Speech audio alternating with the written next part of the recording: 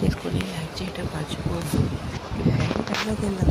ఏంటి ఏం లేదు, కనీసం ముద్దాయినా పెడతావా లేదా అంటున్నాను అంటూ బతికంగా ఒళ్ళు విడుచుకొని పైకి లేచాడు రాము.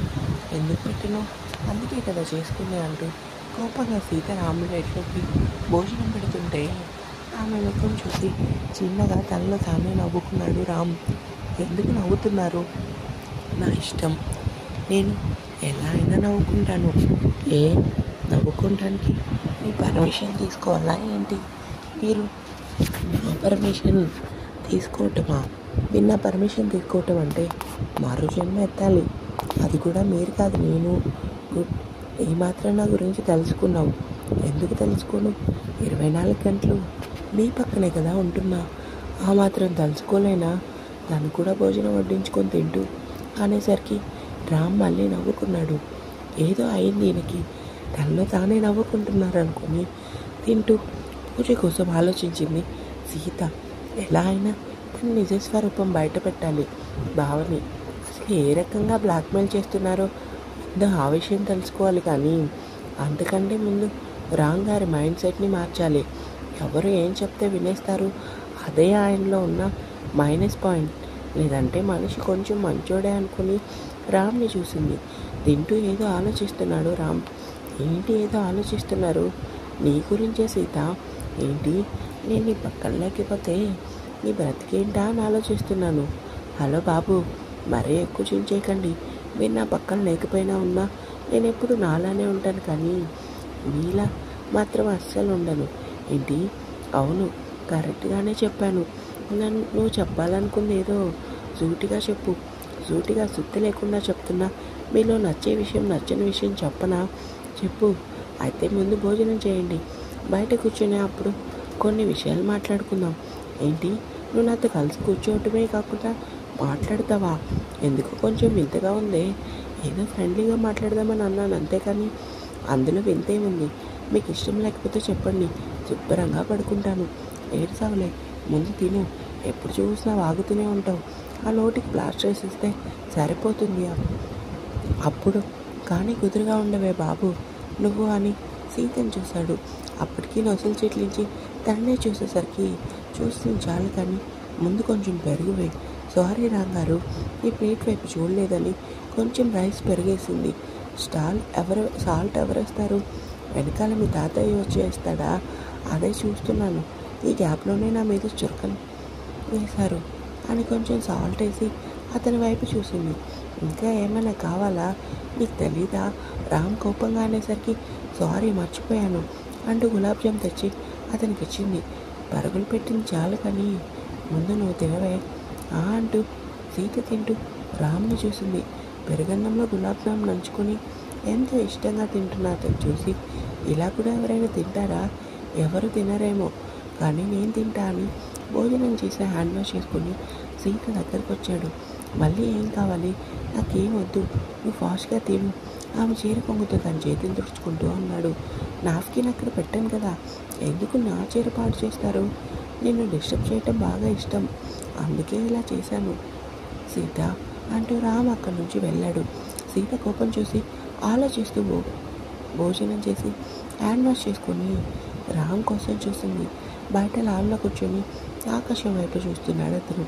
ఎన్ని చుక్కలు ఉన్నాయో లెక్క పెడుతున్నారా? లేదు మరి అంటూ అతని పక్కన నుంచింది.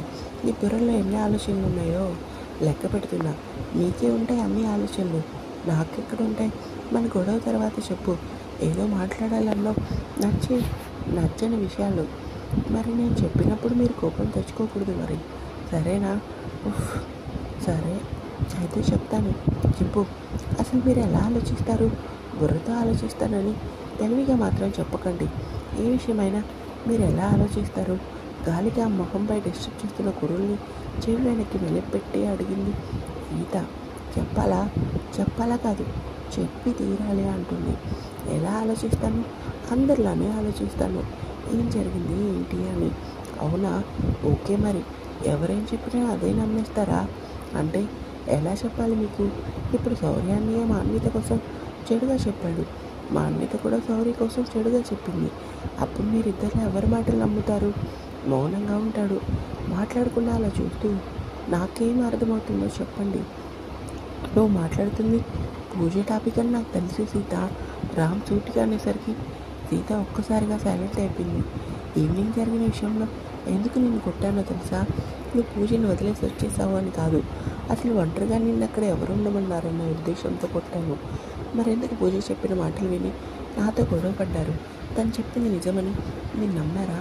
అతని దగ్గరగా వచ్చి షర్ట్ కలర్ పట్టుకొని మరీ అడిగింది సీత. నువ్వేం నాకు చెప్పాలని అనుకుంటున్నావో నాకు అర్థమైంది సీత. కానీ ఒకటి, శౌర్య ఫ్యామిలీ కోసం చెడుగా అంటే నా మనసు నిజంగానే యాక్సెప్ట్ చేయదు. వాళ్ళు ఎలాంటి వాళ్ళు ఏంటో నాకు బాగా తెలుసు.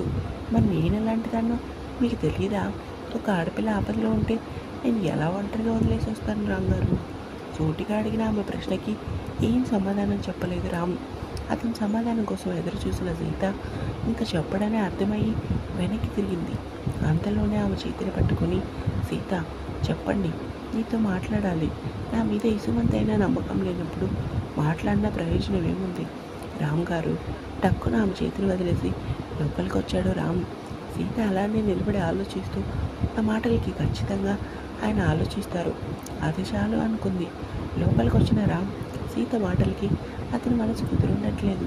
బెడ్ మీద కూర్చొని తల వెనక్కి వాల్చి కళ్ళు మూసుకున్నాడు. సీత మాటలు అతని మనశ్శాంతితో పాటు నిద్రను కూడా కరువు చేశాయి. ఆది సీతకి నిజం చెప్తాడని ఊహించిన ప్రసాద్ వెంటనే ఆదికి ఫోన్ చేశాడు. టెర్రస్ మీద కూర్చొని సీత కోసం ఆలోచిస్తున్న అతనికి ప్రసాద్ నుంచి ఫోన్ రావడంతో అతను ఏం మాట్లాడతాడో అర్థం చేసుకొని ఫోన్ లిఫ్ట్ చేశాడు. హలోనా, ఏంటి నాటకాలు ఆడుతున్నావు? సీతకి నిజం చెప్పావు, కానీ ఎందుకు నువ్వు ఈ విషయం మర్చిపోయావు?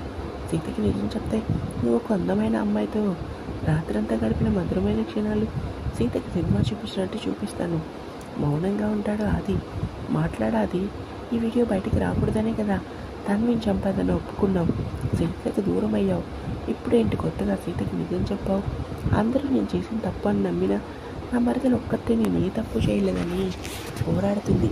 చాలాసార్లు అడిగింది, అయినా నేను నిజం చెప్పలేదు. తన్విని చంపిందని మీరని నేను చెప్పలేదు. మీ కూతురి సీతకి నిజం చెప్పింది. సీత నన్ను అడిగింది, తప్పు చేయలేదని చెప్పాను. ఆపరా, నువ్వు నిజం చెప్పావో లేదా తెలుసుకోలేంత వెర్రోని కాదు. నువ్వు నిజం చెప్పినా చెప్పకపోయినా ముందు నేను చెప్పేది పూర్తిగా విను. ఏమాత్రం సీత ఈ విషయంలో కలుగు చేసుకున్నా నీకు పట్టిన కథే తనకి పట్టేలా చేయిస్తాను. ఏంటి? అవును, నా గురించి, నా కూతురు గురించి నీ మరణం సీతకి పూర్తిగా తెలియదు. ఈ ప్రసాద్ అనుకుంటే ఏదైనా చేయగలను అని. ఏమాత్రం తన్వి విషయంలో సీత ముందు అడుగు వేసినా అందరి అనేలా సీత బ్రతుకుని నాశనం చేస్తాము. మీరు అంత పని చేయకండి ప్రసాద్ గారు. నీ మరదని నీ కంట్రోల్లో పెట్టుకో. కాదుకూడదు అంటూ మా విషయాల్లో కలుపు చేసుకుంటే మాత్రం తెలుసు కదా ఏం చేస్తాను. అర్థమైంది. ఇంకోసారి ఫోన్ చేయను, డైరెక్ట్గా కలుస్తానంటూ ప్రసాద్ ఫోన్ కట్ చేయగానే ఆది తలపట్టుకున్నాడు. నా కోసం నీ జీవితాన్ని ఎందుకు సీత నాశనం చేసుకుంటాము? నువ్వు ఇండియా రాగానే మీతో పర్సనల్గా మాట్లాడాలి అనుకుని తను చేసిన తప్పులు తలుచుకొని తనలో తానే బాధపడ్డాడు. ఆది దూరం నుంచి ఇదంతా చూసిన పరశురాం కొడుకు ఎందుకు అంతలా బాధపడుతున్నాడో అర్థం కాక అయోమయంగా చూస్తుండిపోయాడు. సీత కోసమే బాధపడుతున్నాడా వీడు? ఇంకా సీత మీద ఆశలు వదులుకోలేదా అనుకుని నెమ్మదిగా అడుగులో అడుగేసుకుంటూ ఆది దగ్గరకు వచ్చాడు.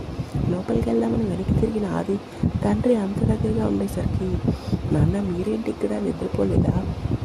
మీతో ఎన్ని రోజులు మాట్లాడకుండా ఉండి తప్పు చేశానా? నాన్న ఏం మాట్లాడుతున్నారు మీరు? మీ కోపం ఏంటో నాకు తెలీదా? సీతని మర్చిపోలేనప్పుడు ఎందుకు తను రాంగ్కి ఇచ్చేసావు? మాట్లాడితే సీత సీత అంటున్నారు కానీ నా గురించి ఆలోచించరా నాన్న? నీ గురించి ఆలోచించి ప్రశ్న అడిగాను. చెప్పు, నా దగ్గర ఏమైనా దాస్తున్నావా? లేదు నాన్న. మరెందుకు నువ్వు అలా ఉంటున్నావు? మీరు నాతో మాట్లాడడం లేదు కదా నాన్న, అందుకే అలా ఉన్నా. ఇప్పుడు నా దగ్గరకు వచ్చి మాట్లాడారు, అదే చాలు. పదండి నాన్న, పడుకుందురు. ఆది, నా మాట వినండి నాన్న, సమయం వచ్చినప్పుడు మీకు అన్ని విషయాలు చెప్తాను అని ఆది అనగానే పరశురాం ఏం మాట్లాడలేదు. బెడ్ మీద అదమర్చి నిద్రపోతున్న సీతను చూసి ఈ పిల్ల ఏంటి ఇంకా లేవలేదనుకుని ఫ్రెష్ అయ్యి బయటకు వచ్చి సీత దగ్గరికి వచ్చాడు. సీత సీత అంటూ ఉంటాడు. ఏంటి ఇంకా నిద్రపోతున్నావు? ఈరోజు షూటింగ్ లేదు కదా అంటూ కలవరిస్తూ పక్కకు తిరిగి పడుకుంది. ఇదేంటి షూటింగ్ లేదని అంటున్నావే? నిన్నే లేవే, బారెడు పొద్దెక్కిన ఇంకా పడుకునే ఉన్నావు. మొగుడికి కాఫీ ఇచ్చే ఆలోచన కూడా లేదేమో నీకు. ఏంటో నా ప్రాణానికి ఇలా తగులుకున్నాడు, సరిగా నిద్రపోలేడు, ఏం చేయాలి వీణ్ణి అనుకొని కోపంగా రామ్ని చూసింది. ఏంటా చూపు? మరేంటి మీకు నిద్ర రాకపోతే ఇంకెవరిని పడుకోనివ్వరా? టైం చూడు. చూసాను 7 కదా అయింది. అయినా ఎందుకు నన్ను అడుగుతున్నారు? ఐ వాంట్ హాట్ కాఫీ అంటూ సీతను అడుగుని చూస్తూ అనేసరికి సీత వెంటనే దుప్పటి కప్పుకొని, పొద్దున్నే నాతో గొడవ పడాలని చూడకు, నీకంత మంచిది కాదు అంటుంది. ఏం చేస్తావే? ఆ ముఖంలో ముఖం పెట్టి నువ్వే కదా అన్నావు గుడికి తీసుకెళ్ళమని, మరి రావా? ఎంతో మెల్లగా అతను అనేసరికి సీత అలానే చూస్తుండిపోయింది. అతని చుట్టూ నుంచి కారుతున్న నీటి బిందువులు ఆమె ముఖంపై చింపుల్లా పడుతున్నాయి. రెప్ప వేయటం మర్చి అతన్ని చూస్తుండిపోయింది సీత. షర్ట్ లేకుండా బాగున్నాను కదా, మౌనంగా ఉంటుంది. మాట్లాడు, తన ముక్కుతో ఆమె ముక్కుని చిన్నగా రాస్తూ అన్నాడు రామ్. అతను చేసిన పనికి తెలియకుండానే ఆమె కండ్రెప్పలు మూతపడ్డాయి. ఇలా నేను చూస్తుంటే నిజంగానే మతిపోతుంది తెలుసా? చిన్నగా ఆమెపై వరకు చెవిలో మెల్లగా అనేసరికి సీత వెంటనే కళ్ళు తెరిచి, రామ్ గారు ఏంటి? లేవండి, నేనేం చేయలేదే, మీ పిచ్చి పిచ్చి వేషాలు నాకు తెలుసు అంటూ రామ్ని ఒక్కసారిగా వెనక్కి నెట్టింది. ఏ రాక్షసి, ముందు నాకు కాఫీ ఇవ్వు. ఇవ్వను. ఏ వద్దు, అలా చూడకు, ఇస్తాను, నీకు సేవలు చేయడానికే కదా నన్ను చేసుకుంది, ఎందుకు ఇవ్వను, ఇస్తాను కాఫీ అంటూ తిట్టుకుంటూ రామ్కి కాఫీ కలిపి డ్రెస్సింగ్ రూమ్కి వెళ్ళి, ఎంత సాడెస్ట్ అంటే మనశ్శాంతిగా ఉండనివ్వడు, డ్రెస్ కూడా తీసుకోలేకపోతున్నాడు, అన్నీ నేనే ఇవ్వాలని పసుపుసలాడుతూ ఎదురుగా ఉన్న డ్రెస్ తీసి, ఈ రాక్షసుడు నేను తీసిన డ్రెస్ వేసుకుంటాడా? ఎంతసేపు తీస్తావే? టవల్తో ఎంతసేపు అని ఉండను, తెస్తున్నా అంటూ నవ్వుతూ బయటకు వచ్చి డ్రెస్ బెడ్ మీద పెట్టి, ఈరోజు షూటింగ్ లేదు కదా, గుడికే కదా వెళ్ళేది, అందుకే పంచి కట్టుకోండి. ఏంటి? అవును, పంచే కదా, కట్టుకోండి. ఇలాంటివి నా దగ్గర ఎక్స్పెక్ట్ చేయకు. అయినా షూటింగ్ లేకపోవడం ఏంటి? అంటే మీ కాలు బాగాలేదు కదా, అందుకని సౌర్య అన్నయ్యతో మాట్లాడి షూటింగ్ క్యాన్సిల్ అయ్యేలా చేశా. ఎవరు పర్మిషన్ తీసుకొని క్యాన్సిల్ చేసావే? అంటే నీకు బాగాలేదని అంటూ సీత భయంగా చూసేసరికి రామ్ కోపంగా లుక్ ఇచ్చి డ్రెస్సింగ్ రూమ్కి వెళ్ళాడు. బతికాను, లేదంటే చంపేస్తాడనుకుని టవల్ తీసుకొని వాష్రూమ్కి వెళ్ళింది సీత. ఇంకా ఉంది.